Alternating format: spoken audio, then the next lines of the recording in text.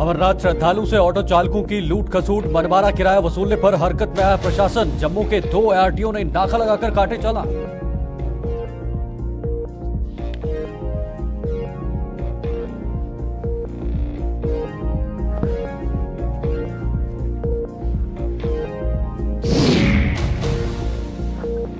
अमरनाथ यात्रा का दूसरा जत्था कश्मीर हुआ रवाना। कड़ी सुरक्षा में कश्मीर भेजे गए 4416 श्रद्धालु। आधार शिविर व आसपास के इलाकों की बढ़ी सुरक्षा।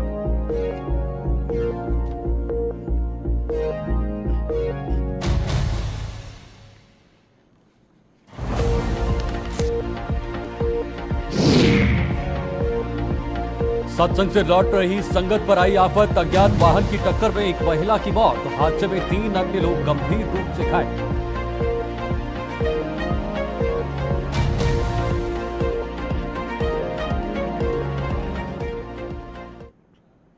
नमस्कार, गुलिस्तान न्यूज देख रहे हैं आप और जम्मू कश्मीर का एक खास बुलेटिन के साथ मैं शीतल शर्मा। अमरनाथ यात्रा शुरू होने के साथ जम्मू में शिव भक्तों के साथ लूट खसूट का सिलसिला भी शुरू हो गया है। खासतौर पर ऑटो चालक श्रद्धालु से मनमाना किराया वसूलकर उनकी जेब पर भारी पड़ रहे हैं। जम्मू में आज ARTO रेहाना तबस्सुम और नीरज शर्मा ने रेलवे स्टेशन के पास नाका लगाकर ऐसे ऑटो चालकों के चालान काटे और उन्हें सुधरने की चेतावनी भी दी। इस दौरान ओवरलोडिंग करने वाले यात्री वाहनों पर भी शिकंजा कसा गया और श्रद्धालु ने भी अधिकारियों की इस मुहिम की जमकर सराहना की।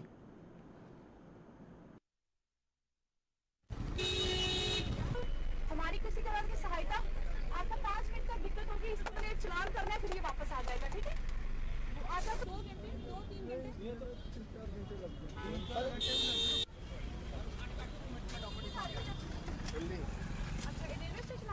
उनको ये संदेश देना चाहते हैं कि कोई भी ओवर चार्जिंग या किसी भी ओवर स्पीडिंग या ओवरलोडिंग में इंडल्ज कोई होता है तो उसकी उनकी शिकायत करिए। जो आज का ये हमारा ड्राइव चल रहा है, दिस इज पर्टिकुलरली ये हमारे टैक्सी स्टैंड, ई रिक्शाज और ऑटो स्टैंड्स पे ये ड्राइव चल रहा है कि हमें कुछ कंप्लेंट वर्दी डायरेक्शन मैम की तरफ, DC मैम की तरफ से डायरेक्शंस आई थी कि कुछ ओवर चार्जिंग की कंप्लेंट्स उनके पास जा रही थी।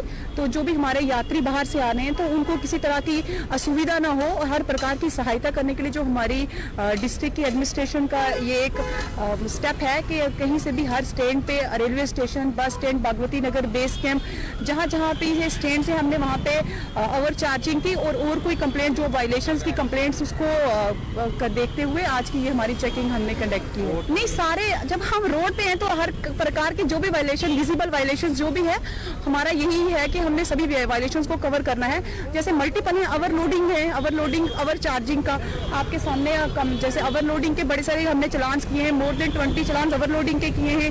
उसके बाद ओवर चार्जिंग के भी किए हैं। तो ये अब फर्दर भी हम अलग अलग स्पॉट्स पे जाके ये मूवेबल हमारी टीम रहेगी। अभी इस टाइम पे, अभी इसके बाद हमने बेस कैंप पे जाना है तो हर जगह पे हमारी घूमती रहेगी, इसे स्पेसिफिकली पर यात्रीज और ओवर चार्जिंग को चेक करने के लिए। कोऑर्डिनेशन RTO का मुझे बहुत अच्छा लगा। गुड,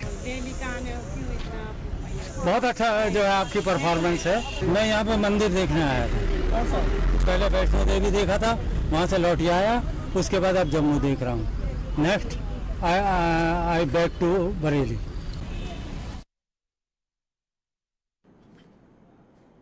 तो अमरनाथ यात्रा पूरे उत्साह के साथ चल रही है। आज दूसरे दिन जम्मू के भगवती नगर स्थित आधार शिविर से 4400 से अधिक शिव भक्तों का दूसरा जत्था कड़ी सुरक्षा के बीच कश्मीर के लिए रवाना हुआ। ये श्रद्धालु 188 वाहनों के काफिले में आधार शिविर से कश्मीर की ओर भेजे गए। इसके साथ ही जम्मू के आधार शिविर से बाबा बर्फानी के दर्शन के लिए रवाना होने वाले श्रद्धालुओं की संख्या 7904 तक पहुंच गई है।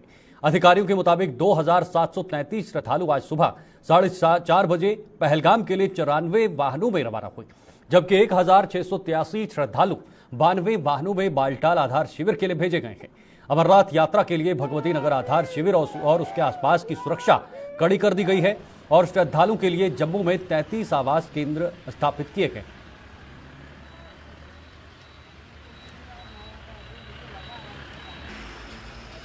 दो इंदौर से बाबा भोलेनाथ की असीम कृपा से हम सब लोग लगातार जो है इंदौर से अमरनाथ यात्रा पे आ रहे हैं और भोलेनाथ की कृपा से हर मनोकामनाएं हर व्यक्ति के यहाँ से पूर्ण हो रही हैं और हम लोग विश्वास के साथ जिस साल से हम लगातार आ रहे हैं लगातार हम देख रहे हैं कुछ ना कुछ भगवान की कृपा से लगातार उन्नति हो रही है। मैं चाहता हूँ हर श्रद्धालु हर व्यक्ति के मन में एक आस्था जगना चाहिए, अमरनाथ यात्रा पे जरूर आना चाहिए और इस जो यात्रा में लोग लगे हुए जैसे पुलिस विभाग है, अदर विभाग है और ये भंडारे में अदर लोग लगे हुए हैं और हर व्यक्ति की सेवा दे रहे हैं, इनके लिए मैं बहुत बहुत धन्यवाद देना चाहूँगा, जिनकी वजह से आज जो भी श्रद्धालु बाहर से आ रहा है हर श्रद्धालु के लिए ये लोग अच्छे से अच्छा सेवा दे रहे हैं और आस्था बढ़ रही है लगातार लोगों श्रद्धालुओं में, इसलिए मैं इन सभी को धन्यवाद देना चाहूँ और मीडिया कर्मियों को भी धन्यवाद देना चाहता हूं जिसके माध्यम से हम लोगों के लिए अच्छे से अच्छा सुविधा मिल रही है और कोई हमारे साथ अनहोनी नहीं हो रही है और हम अच्छे से अच्छे यहाँ के दर्शन कर पा रहे हैं। इसके लिए मैं मीडिया का, यहाँ के पुलिस विभाग का, अदर लोगों को, मैं जनता का और यहाँ के भंडारा कर्मियों का मैं बहुत बहुत धन्यवाद देना चाहता हूँ। ये हमारी शुभकामनाएं हैं कि लोग ज्यादा से ज्यादा मात्रा में बाबा बर्फानी के दर्शन करें और उनका लाभ लें, जिसका जीवन धन्य होगा उनकी कृपा से। हम लोग गुजरात से, हम लोग बड़ौदा गुजरात से, हम लोग 12 साल से यात्रा कर रहे हैं, लेकिन हर साल को हम लोग को नया देखने मिलता है, नया अपडेट हो रहा है। इंडियन आर्मी की तरफ से भी हमको बहुत सपोर्ट मिल रहा है और धन्यवाद करते हैं मोदी जी का, हम लोग को इतनी आर्मी सपोर्ट कर रही है और उनका भी सपोर्ट मिल रहा है हमको। और गुजरात वाले को सबसे अच्छा जो सुविधा है हमारे लिए, भंडारा जो लंगर चलता है उसके लिए सब कुछ अच्छा है हमारे लिए, खाने पीने का, रहने का सब सुविधा का अच्छा है, सब कुछ। हमारे सब जितने मेंबर है सब वो लड़के सब खुश है। जो नए मेंबर आते हैं उनको भी अच्छी सलाह दे, आप लोग अपनी सेफ्टी रखो और अपना ख्याल रखो, पहले बाद में किसी का दूसरे का ख्याल रखो, पहले अपनी देखभाल करो। जय भोले, जय शंकर। बाबा अमरनाथ की यात्रा तो एक सौभाग्य की बात है और मैं सबसे ज्यादा धन्यवाद इसमें करना चाहूंगी वो है मिलिट्री का। ये मिलिट्री के संरक्षण में ही हमारी आम जनता है जो सुरक्षित रूप से हम अमरनाथ यात्रा को सफल तौर पे संपन्न कर पाते हैं और बाबा के दर्शन कर पाते हैं। मैं सबसे ज्यादा अगर धन्यवाद करना चाहूंगी तो अपनी भारतीय सेना का। नहीं, पहले भी आए हैं, अब हमारी दूसरी बार यात्रा है।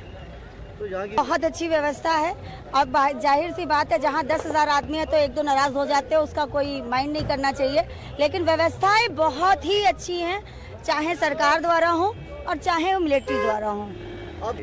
मैसेज यही करेंगे कि आप ज्यादा से ज्यादा संख्या में आए, बाबा बर्फानी के दर्शन करें, महादेव का आशीर्वाद प्राप्त करें और बिल्कुल सुरक्षित समझ के आप लोग आए और जितना ज्यादा आएंगे बाबा के दर्शन करेंगे उतना ही हमारे लिए सौभाग्य की बात होगी और आपके लिए सौभाग्य की बात होगी। बोलो बाबा बर्फानी की जय।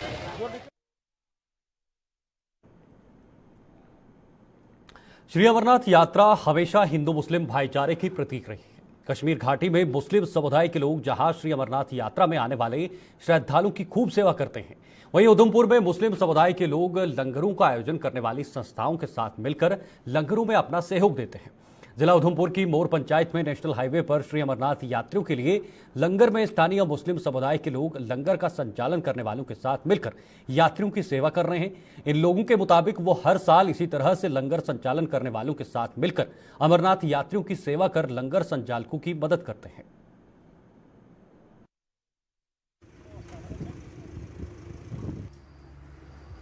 जो हिंदू मुस्लिम एकता भाईचारा है वो यहां से ही निकलता है।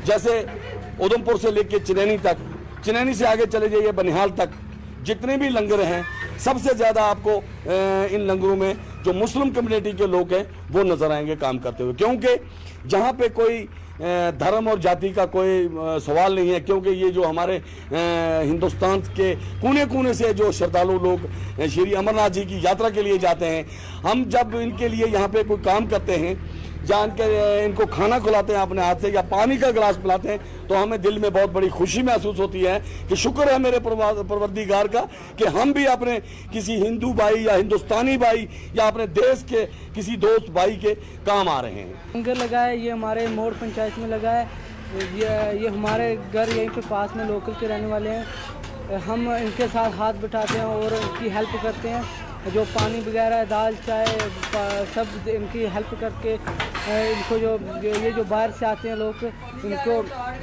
हेल्प करते हैं। ये बताएं कि क्या संदेश रहेगा जिस तरह से आप यहाँ पे हाथ बढ़ा रहे हैं, क्या संदेश रहेगा, क्या पैगाम रहेगा देश के लिए? ये देश के लिए यही है कि हमारा ये जो भाईचारा बना रहे हिंदू मुस्लिम में, और ये जो यात्रा चल रही है ये इसी तरह चलती रहे और इसमें कोई रुकावट ना हो।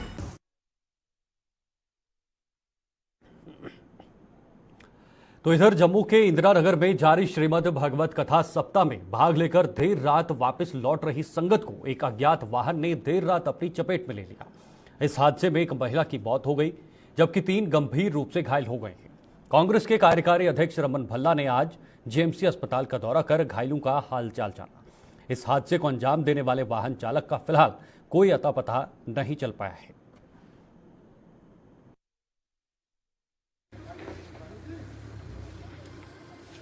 वालों के साथ अफसोस जाहिर करते हैं कि जो कल की दुर्घटना इस वाक़े यहाँ पे हुआ जिसमें एक की जान चलेगी और बाकी काफ़ी ज़ख्मी हैं।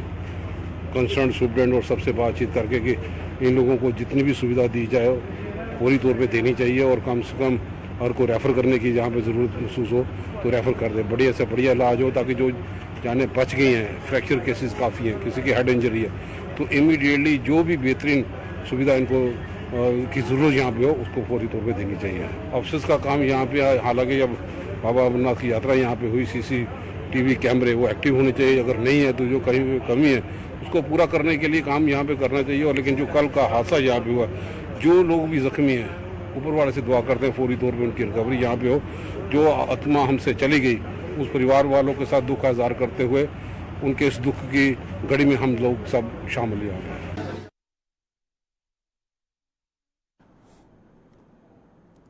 कारगिल युद्ध के दौरान शहादत का जाम पीने वाले हवलदार दिलेर सिंह के 24 शहीद दिवस के उपलक्ष्य आज पर उन्हें भावभीनी श्रद्धांजलि दी गई।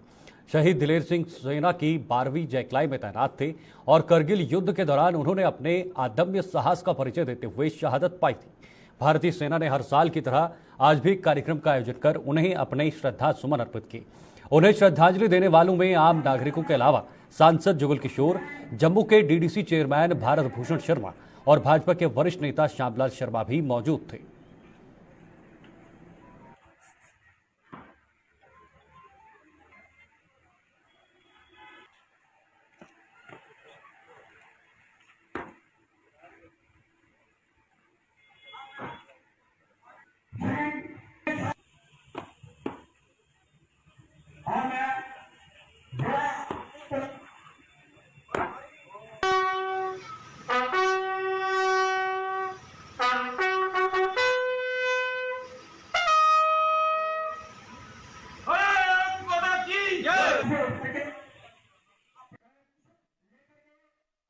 '99 में मेरे पति कारगिल में शहीद हुए थे। उस टाइम जो हमारा गांव था वो भी उजड़ा हुआ था क्योंकि पलामवाला में इतनी फायरिंग चल रही थी। जो मेरा गांव था 0 लाइन में था। जब अभी मेरे बड़े भाई ने कहा तो हम लोग टेंटों में रह रहे थे। जब मेरे पति का हमें पता चला 1 जुलाई को उनकी शहीदी उन्होंने पाई, 6 जुलाई को हमें पता चला और 7 जुलाई को उनका संस्कार हुआ। तो मेरे सिर पे छत भी नहीं था। बटाड़ा गांव में किसी के घर में उनकी डेड बॉडी रखी, फिर हमने सिंबले वाला में उनका संस्कार किया। तो मैंने बहुत दुख देखा कि पति जाने के बाद सिर पे छत भी नहीं था। 2 महीने के बाद हमारी जो इंडियन आर्मी आज उन्होंने पिछले 3 साल का वही प्रोग्राम कर रहे हैं। कारगिल में एक जैकलाई थी, उन्होंने फिर 2 महीने के बाद मुझे अपना क्वार्टर दिया। फिर मेरे बच्चे उधर रहे क्योंकि मेरा 9 साल हुआ था शादी को। उसके बाद मैंने अखनूर में घर बनाया। हम और दलेर सिंह जी और उनका परिवार जो है वो एक ही गांव है, पलातन, और बिल्कुल 0 लाइन पे रहते हैं हम। तो मैंने तो उनका बचपन भी देखा है और उसके बाद वो आर्मी में चले गए और आर्मी में जाके उन्होंने 99 का जो करगिल युद्ध है उसमें शहीदी पाई। परिवार के लिए तो एक बहुत बड़ा सदमा होता है और ये हमारी बच्चियों की तरह है, छोटी बहन है। उनकी जो धर्मपत्नी शारदा जी, जिनको वीर नारी होते हुए DDC की इलेक्शन भी इन्होंने लड़ी और लोगों ने भरपूर इनको आशीर्वाद दी। मुझे लगता है कि उसमें शहीद दलेर सिंह जी की भरपूर आशीर्वाद भी इनके साथ थी और वो तो हमेशा इनके साथ रहते हैं। तो मुझे लगता है कि मैं आज कह रहा था अपने साथियों से, ऑनरेबल एमपी साहब से कह रहा था और चेयरमैन साहब भारत भूषण जी से कह रहा था कि जाना तो इस संसार से सब लोगों ने है, लेकिन ये मज़ा होता है जाने का कि जब तक ये सृष्टि रहेगी 500 साल के भी जो शहीद हुए हैं उनको भी आज हम याद करते हैं। आगे बढ़ते हैं। रामबन में आज जिला स्तर की कबड्डी टूर्नामेंट की शुरुआत हुई। इस टूर्नामेंट का आयोजन रामबन ब्लास्टर कबड्डी क्लब और परिस्तान स्पोर्ट्स क्लब द्वारा LIC के सहयोग से किया जा रहा है, जिसका उद्घाटन सरकारी स्कूल के प्रिंसिपल केवल कृष्ण ने किया। 2 दिनों की इस कबड्डी टूर्नामेंट के माध्यम से युवाओं से खेलों की ओर रुझान बढ़ाने का आह्वान किया जा रहा है।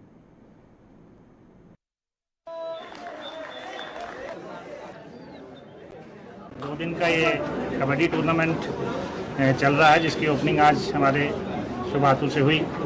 तो इसमें ये जो रामबन ब्लास्टर्स और पहाड़ी स्पोर्ट्स एकेडमी जो हैं वो दोनों मिलके in collaboration with LIC unit Ramban जो इसको स्पॉन्सर कर रहे हैं और ये हमारे पास पहुंचे थे कि हमें परमिशन दी जाए। तो हम अक्सर यहाँ से इस किस्म के इवेंट्स के लिए पहले ही तैयार रहते हैं ताकि बच्चों के अंदर एक स्पोर्ट्समैनशिप के साथ साथ इनको नशे से कैसे दूर रखा जाए और बच्चे ज़्यादा से ज़्यादा स्पोर्ट्स की तरफ आएँ। पिछले दिनों हमने पखवाड़ा भी मनवाया जिसमें डिस्ट्रिक्ट एडमिनिस्ट्रेशन के अंदर ये स्ट्रांग मैसेज दिया और खासकर हमारी न्यू एजुकेशन पॉलिसी के अंदर बच्चों को ज़्यादा से ज़्यादा प्ले वे मेथड से जॉयफुल लर्निंग इनकी कैसे हो और इनको ऑलराउंड इनकी डेवलपमेंट कैसे हो, ये स्पोर्ट्स के माध्यम से हो सकता है। सर कितनी टीमें पार्टिसिपेट कर रही हैं? इसमें 2 टीमें आज हैं और ऐसे 10 टीमें जो है अक्रॉस द डिस्ट्रिक्ट वो पार्टिसिपेट करेंगी। विजयपुर में जम्मू कश्मीर अपनी पार्टी के जिला सांबा के कार्यकर्ताओं की बैठक हुई, जिसकी अगुवाई पार्टी के प्रांतीय अध्यक्ष मनजीत सिंह ने की। बैठक में बिजली, पानी सहित अन्य समस्याओं को लेकर चर्चा की गई। प्रांतीय अध्यक्ष ने मौजूदा सरकार पर निशाना साधते हुए कहा कि लोगों को बिजली पानी की समस्या से ग्रस्त हैं और उनकी समस्याओं का कोई समाधान नहीं हो रहा है। यही नहीं, किसानों को भी सिंचाई के लिए पानी नसीब नहीं हो रहा है। इसके अलावा केंद्र द्वारा जम्मू कश्मीर में विधानसभा चुनाव न करवाने को लेकर भी मनजीत सिंह ने सरकार की कड़ी आलोचना की है।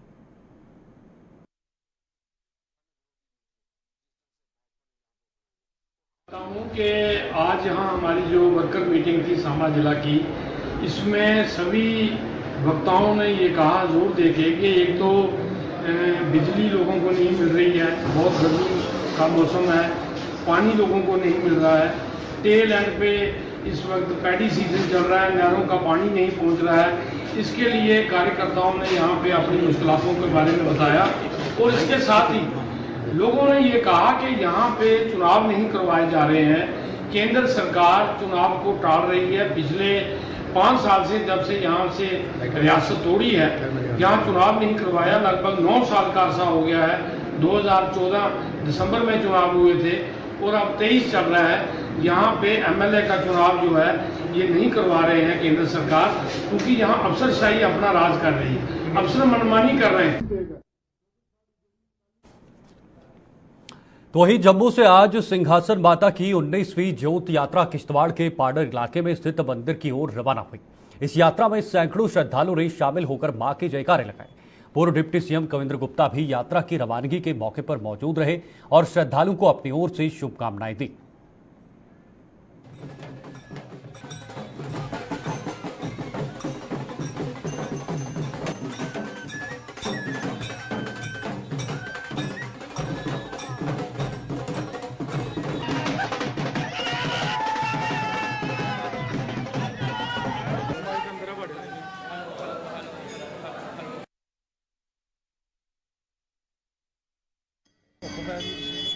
हर वर्ष की तरह इस बार भी चिट्टो माता जी के यहाँ यात्रा जा रही है। ये जो 19वीं यात्रा है और लगातार श्रद्धालु हर साल बढ़ते ही जा रहे हैं। जम्मू कश्मीर देवी देवताओं की धरती है। इन दिनों अमरनाथ यात्रा, बुढ़ा अमरनाथ यात्रा और इसके अलावा मचेल यात्रा, इस तरह की बड़ी यात्राएं जम्मू कश्मीर में निकलती हैं। एक इससे टूरिज़्म को भी प्रमोशन मिलता है और ख़ास करके जो देवी देवता है उनको यहाँ पर यात्रा करके और पुण्य कमाने का एक समय है। मुझे लगता है कि जिस प्रकार से हमारे यहाँ की कमेटी मेहनत कर रही है, आने वाले समय में इस यात्रा को और बढ़ावा मिलेगा और लाखों की तादाद में मैं सरकार से ये भी कहना चाहता हूँ, इस प्रकार की यात्राओं को टूरिज़्म प्रमोशन के लिए मैप में लाया जाए ताकि लोगों को इसके बारे में ज़्यादा जानकारी मिल सके। मैं सभी यात्रियों के सुख की कामना करता हूँ। अच्छे यात्रा इनकी मंगलमय हो।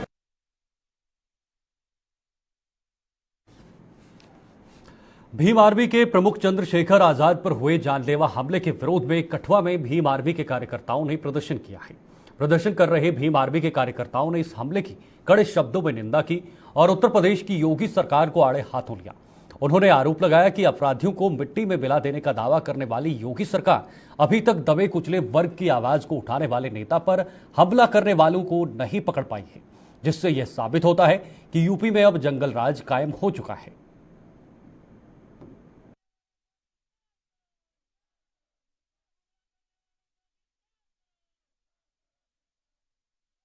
माफिया उनको हमने मिट्टी में मिला दिया। तो ये जो शरेआम जो गोलियां चला के गाय घूमे हैं, ये कौन लोग हैं?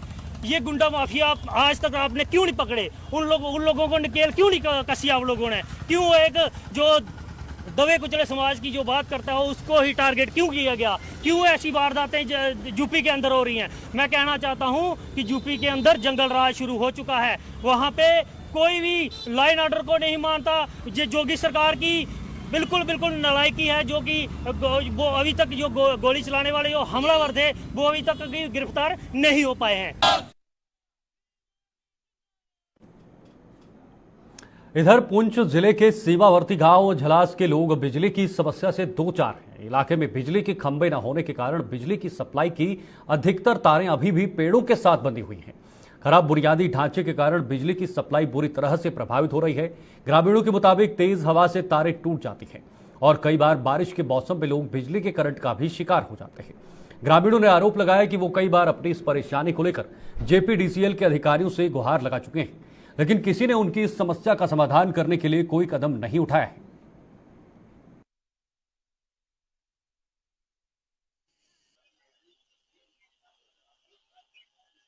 मेरा नाम सत्येंद्र कुमार शर्मा, एक्स सरपंच जुलास।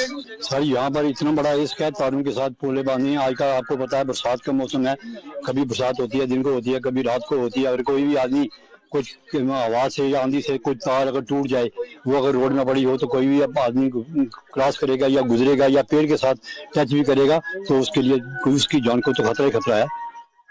प्रशासन से हम यहीं कई बार यहाँ पर मीटिंग होती है, हम वहाँ यही डिमांड करते हैं कि जितने भी डिपार्टमेंट के लोग हैं इनको रॉ मटेरियल जो है वो सप्लाई किया जाए, तारें पर सप्लाई की जाए, पोल सप्लाई किए जाएं। जो उनकी डेली बेसिस अपने डेली डिमांड है, वो जो पब्लिक की डिमांड है उसको अगर पूरा करें तो मेरे ख्याल में ये बिजली के हादसे कभी नहीं होंगे और लोग खुशहाल होंगे। लेकिन इस वक्त जो बिजली की हालत जो है वो बहुत खराब है। ये सर बहुत रिस्क है, तारे पेड़ के साथ बांधी हुई है, छोटे बच्चे नीचे घूमते हैं, रोड है ये, हम नीचे गाय बनते हैं, इंटरेस्ट लेते नहीं है। हवा चलती है ये तारे टूट जाती हैं, फिर सुबह को उनको जोड़ते हैं। सब तारे इन्होंने ऐसे बंद हुई है, खेतों में लटक रही है, कोई इंटरेस्ट ले नहीं रहा है। इधर कितने बार हमने डिपार्टमेंट को बोला भी है कि ये तारे हमारी ठीक करो, कोई ठीक करते ही कम है सारे। ऐसे बड़ा अहसास होता है, छोटे बच्चे नहीं, मेन रोड है, कोई किसी रात को कोई क्या पता किसी को अंधेरे में तारे टूटी हुई, कोई इसके ऊपर चढ़ जाएगा तो कोई मर जाए, कौन इसका जवाबदार है? ये इंटरेस्ट लेते नहीं है, 3-4 लेन महीने वो सुबह आके देखते, रात को लाइट चली जाती है, बहुत परेशानी बनती है हमारे को। सर यहाँ जो बिजली की कंडीशन है, बिजली की कंडीशन इतनी खराब है कि पोलों पे कम तारे हैं और पेड़ों पे ज्यादा हैं। तो जो हमारी तारें हैं वो तारों को यहाँ से ही सिंगल करके जो है वो वापस ज्वाइंट करके तो काम चलाया जाता है। तो हमारे जो लाइनमैन लड़के हैं वो काम कर रहे हैं, मगर उनके पास सामान ही नहीं है। जब भी सामान डिपार्टमेंट से मांगो तो वो बोलते हैं हमारे पास सामान नहीं है, पोल नहीं है, तार नहीं है। तो सर यहाँ बहुत खस्ता हालत है। हमने 3-4 साल से हम रेगुलर ये डिमांड रख रहे हैं कि बिजली जो है एक बहुत ही जानलेवा चीज है और इसके लिए जो है हमें पोल और तारें जो है वो रिपेयरिंग के लिए चाहिए, मगर कोई सुन ही नहीं रहा है। सर हम चाहते हैं कि डिपार्टमेंट अपनी तरफ से जो है इसको पूरा पहले चेकिंग करे और चेकिंग करने के बाद ये जो है सारी रिपेयरिंग की जाए। जहाँ पोल लगते हैं वहाँ पोल लगाए जाएं, जहाँ तार खराब है वहाँ तार लगाई जाए और इससे हमारी जलास की कंडीशन जो है ठीक हो जाएगी। और जो हमें बारिश के मौसम में जो हमें परेशानी आती है फॉल्ट की, वो खत्म हो जाएगी उनके लिए। जम्मू नगर निगम द्वारा आए दिन शहर में तमाम वार्डों के विकास के बड़े बड़े दावे किए जाते हैं, लेकिन इन दावों में कितना दम है इसकी पोल खोल रहे हैं वार्ड नंबर 73 के लोग। उनका आरोप है कि पानी की निकासी न होने के कारण यहां गलियों के तालाब का रूप धारण कर लिया है, जिससे उनका आना जाना मुश्किल हो गया है। खासतौर पर स्कूल जाने वाले बच्चों को सबसे अधिक परेशानी का सामना करना पड़ रहा है। उन्होंने बताया कि मेयर ने भी इस वार्ड का दौरा कर उन्हें राहत पहुंचाने का आश्वासन दिया, लेकिन अभी तक वह भी अपने वादे पर खरा नहीं उतर पाए हैं।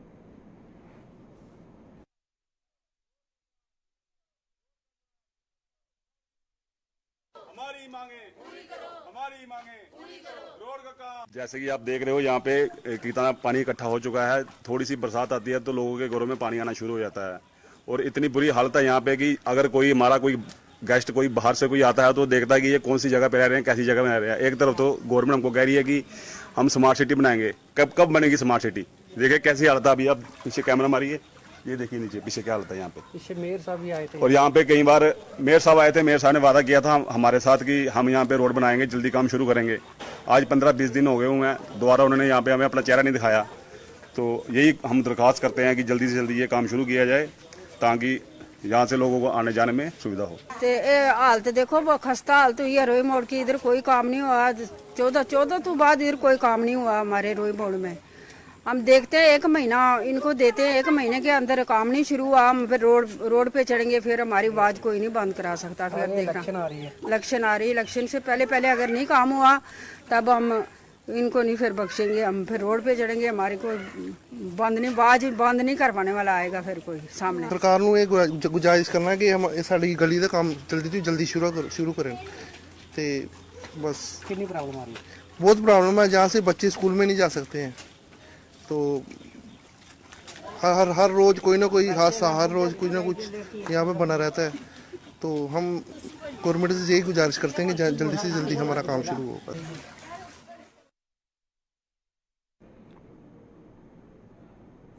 पीने के पानी की समस्या से परेशान कठवा के लोग जल शक्ति विभाग के काम पर सवाल उठा रहे हैं।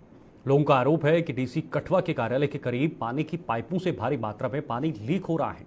बार बार शिकायत करने के बाद विभाग द्वारा इस लीकेज को बंद करने के लिए गड्ढे तो खोद दिए गए हैं, लेकिन लीकेज को बंद नहीं किया गया, जिससे गड्ढों में जमा हुआ पानी उनके घरों तक पहुंच रहा है। वार्ड नंबर 19 शिवानगर के सभासद राहुल देव ने जल शक्ति विभाग से पाइपों की इस लीकेज को बंद कर लोगों के घरों तक साफ पानी पहुंचाने की मांग की है। मतलब बाल गए लीकेज है। इस बुलेटिन में फिलहाल के लिए बस इतना ही। आप देखते रहिए गुलिस्तान न्यूज। नमस्कार।